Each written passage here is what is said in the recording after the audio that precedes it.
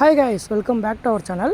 இன்றைக்கி இந்த வீடியோவில் நம்ம எதை பற்றி பார்க்க போகிறோன்னா ஃப்ளவரானோட க்ரூமிங் அப்டேட்டை பற்றி தான் பார்க்க போகிறோம். 10 நாளைக்கு முன்னாடி நான் புதுசாக ஃப்ளவரான் வாங்கியிருக்கேன்னு சொல்லி நம்ம சேனலில் ஒரு வீடியோ அப்லோட் பண்ணியிருப்பேன்.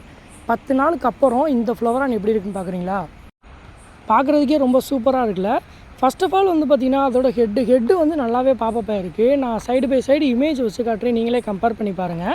அடுத்து வந்து அதோட கலரேஷன் வந்து சூப்பராக வந்திருக்கு. அந்த எஸ்ஆர்டி டோன்றது நல்லாவே தெரியுது. இன்னும் கொஞ்ச நாள் போக போக கலரேஷன் வந்து பார்த்திங்கன்னா சூப்பராக வரும். அதே மாதிரி ஹெட்டும் வந்து பார்த்திங்கன்னா நல்லா டென்னிஸ் பால் மாதிரி வரும். இப்போ என் ஃப்ளோரான் வந்து பார்த்திங்கன்னா ஒரு 3 இன்ச்சு கிட்ட இருக்கும். கையில் எடுக்கும்போது உங்களுக்கே தெரிஞ்சிருக்கும், என்னோடய விரல் சைஸ் தான் இருக்குது.